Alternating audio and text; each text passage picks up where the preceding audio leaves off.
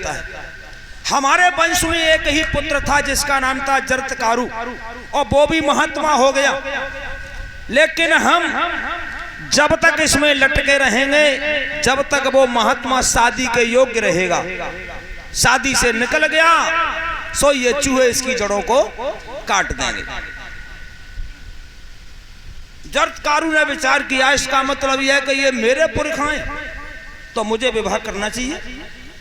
आज जरत्कारु आगे बढ़े, उन्होंने कहा मेरे नाम की लड़की मिलेगी तो शादी करूंगा, नाम की नहीं मिलेगी जब तक शादी नहीं करूंगा। इधर बासुक की माता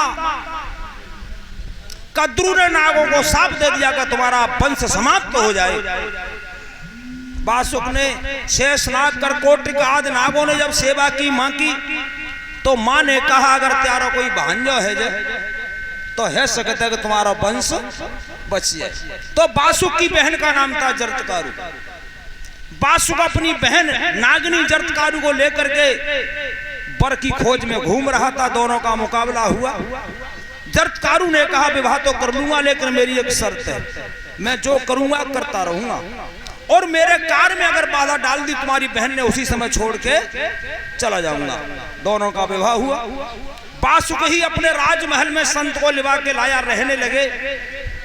एक दिन के समय पर जरत्कारु दिन में सो रहे थे, सूर्यास्त होने लगे। उनकी पत्नी ने विचार किया कि मेरे पति का नियम भंग होगा, संध्या बंदन नहीं कर पाएंगे, सूर्यास्त हो गए। तो जगाने लगी, महाराज जग जाओ, सूर्यास्ता चल को जा रहे हैं। जरत्कारु जगे। उन्होंने कहा मूर्ख, तूने मेरी आज्ञा का उल्लंघन किया है, मैं तुझे छोड़ के यहाँ से जा रहा। कि महाराज संध्या बंदन तुम्हारा उल्लंघन हो जाता तो सूर्यास्त हो ही नहीं सकता था, मैं सोता रहता तब तक। छोड़कर चले गए।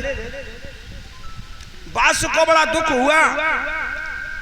बासुक ने पूछा, बहन जिस काम से विवाह किया जाता है क्या वो काम पूर्ण है? जरत्कारु ने कहा कि महात्मा के द्वारा मैं गर्भवती हूं, भैया तुम चिंता मत करो। समय आने पर आस्तिक नाम का पुत्र उससे पैदा हुआ।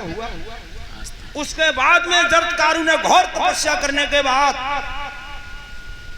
जरत्कारु को नाम चेंज करके भगवान शंकर की तपस्या की, तो भगवान शंकर ने उसका नाम मनसा रख दिया।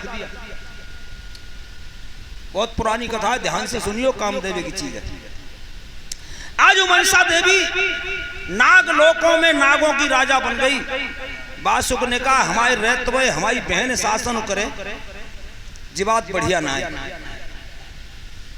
बहन से गई, जीजी मृत्युलोक में भगवान भोलेनाथ की घर घर पूजा होती है और तुम भोलेनाथ की भक्त हो, तुम्हारी पूजा एक जगह नहीं। मनसा देवी ने कहा पूजा करा के रहूंगी। भगवान भोलेनाथ के पास आई तो भोलेनाथ ने कहा मेरा एक भक्त है अयोध्या में कृष्ण दत्त नाम का राजा, अगर अपने हाथ से एक बार पूजा कर दे तो दुनिया में घर घर में तेरी पूजा हो जाएगी। क्या प्रभु करा दो? का मैं नहीं करा सकता, तू खुद करा ले। अयोध्या में मनसा देवी आई। राजा संध्या बंधन कर रहे थे भगवान भोलेनाथ के मंदिर में। मनसा देवी ने कहा शंकर की पूजा छोड़ के मेरी पूजा कर दो। राजा ने कहा दुनिया एक लंग हो जाए, चाहे मेरा सर्वनाश हो जाए, लेकिन शंकर को छोड़ के दूसरे की पूजा नहीं करूंगा। क्रोध में आके राजा के 6 पुत्र थे, मनसा देवी ने एक बेटा को मार दिया। राजा को पता था इस बात का, महारानी सत्यवती को पता नहीं था। राजा को जब पता लगा कि मेरा बेटा मारा गया, राजा ने कहा शमशान में ले जाके दफना दो। शमशान में एक लाश पहुंची, तब तक दूसरों मार दो। एक दिन में मनसा देवी ने राजा के 6 पुत्र समाप्त कर दिए। जब 6 बेटा मारे जाए, उसकी माँ के पेट पर हाथ धर के देखो उसकी माँ की आत्मा क्या कहती है। लेकिन राजा को पता था कि ये खेल सब देवी का है। आज मनसा देवी ने रानी को स्वप्न दिया कि तेरे बेटाओं को मैंने मार डाला। रानी ने हाथ जोड़े कहा मैया तो मेरे सामने आओ। छोटी सी कन्या बनकर सामने आई। सत्यवती ने कहा मैंने क्या दोष किया जो मेरी गोद आज एक दिन में खाली कर दी तुमने? कि दोष तुम्हारा नहीं, तुम्हारे पति का। एक बार अगर पूजा मेरी कर दे तो तुम्हारे 6 बेटा बुढ़ापे में तेरी कोख के द्वारा वापस कर दूंगी। रानी ने कहा जब 6 बेटा मर गए तब ना पूजा करी तो एक दिन मेरी कैसे मान सकत है? आज रानी की दशा को देख के मनसा देवी ने कहा तुझे एक पुत्र देती हूं 16 वर्ष के लिए। 16 वर्ष में अगर मेरी पूजा न हुई तो पुत्र अपना वापस कर लूंगी। ऐसा ही हुआ। समय आने पर धीमे धीमे दुख कम हो गया। बुढ़ापे में राजा के द्वारा रानी गर्भवती हुई, एक पुत्र ने जन्म लिया। तो राजा ने बड़े बड़े विद्वान ब्राह्मणों को अपने राजमहल में बुलवाया और कहा इसका भविष्य देखो। तो ब्राह्मणों ने कहा राजन, पुत्र की उम्र केवल 16 वर्ष की है।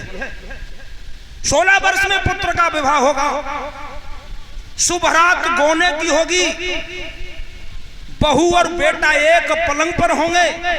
उसी रात्रि में पुत्र को सर्प काटेगा और पुत्र मर जाएगा। राजा ने कहा 16 वर्ष में? आरे ब्राह्मण हो जन्म बीत जाई जा रे अयोध्या में, जन्म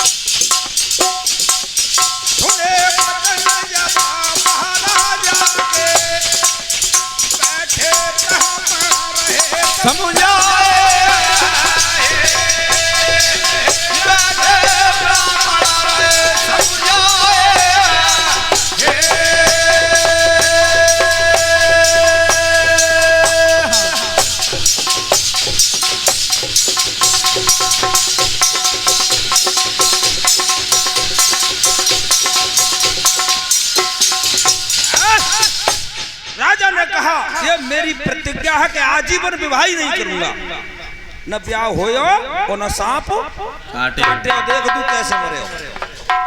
ब्राह्मणों ने कहा राजन, ये जिम्मेदारी तुम्हारी है और बताने का काम था हमारा।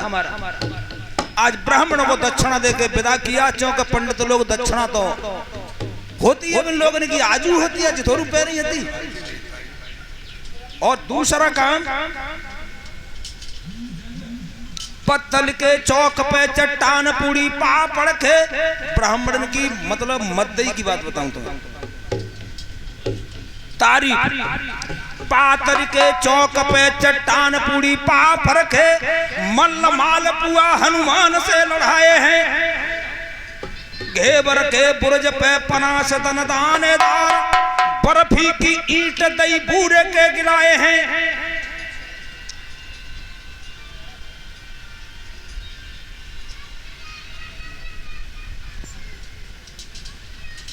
घेवर के बुर्ज पे पनास दन दानेदान, बर्फी की ईंट दई बूढ़े के गिलाए हैं।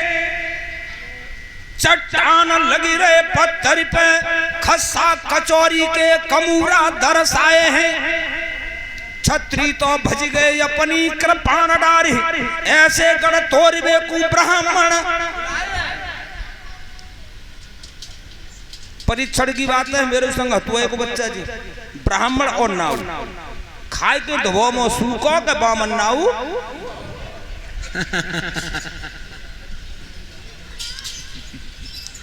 ब्राह्मण अपनी दक्षिणा लेके भोजन करके विदा हो जाते हैं। राजा ने अपने राज्य में, राजमहल में आदेश कर दिया कि मेरा बेटा राजमहल से बाहर कहीं भी जीवन पर्यंत जाएगा नहीं, जब तक मैं जीवित रहूंगा तब तक। राजमहल में ही धीमे धीमे पलने लगा पुत्र का। जब नामकरण संस्कार हुआ तो चंद्रदत्त उसका नाम रखा, लक्ष्मण दत्त, कृष्ण दत्त, लक्ष्मण दत्त, बाप बेटा। विद्या का योग्य हो गया और राजा महाराज ने कहा पैसा की क्या कमी है बाबा? अरे माँ साहब हाँ बेटा को ट्यूशन पढ़ाई जाओ करियो, 500 तो ले हुए, 200 लेते तो। विद्याध्ययन पूर्ण हुआ, धीमे धीमे राजकुमार की उम्र 14 वर्ष प्रवेश पास कर गई, 15वीं वर्ष में प्रवेश हुआ। 15 वर्ष का राजकुमार आराम से राजमहल में सखा आ जाते हैं। हमारे भैया हरकेशवार और पंकजवार सब लोग वहीं अपने आनंद हो रहा है। आराम से बैठ जाओ बेगरे, सुनो, घंटा 2 घंटा दम रही तब तक। 15 वर्ष समाप्त होने के लिए जा रही हैं, 16वें वर्ष में प्रवेश किया। आज नागलोक में मनसा देवी ने जाकर के देखा, रानी सुबह और शाम 8 याम अपने पति को समझाती, लेकिन राजा ने रानी की कोई बात मानी नहीं। राजा ने कही कि देख जी कोई तो 6 मरी गई तब ना मैंने मानी, जाके लेकर मानूंगा, हर किच नहीं मानूंगा। मनसा देवी ने देखा कि चलकर देखूं राजा ने मेरी पूजा की या न की।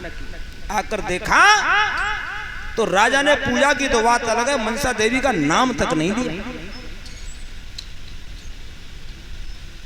क्रोधित देवी है गई मेरे भैया माया कर विस्तार, बेटा सोई रहो भवन में है, सुत की दैया बुद्धि रे बीघा।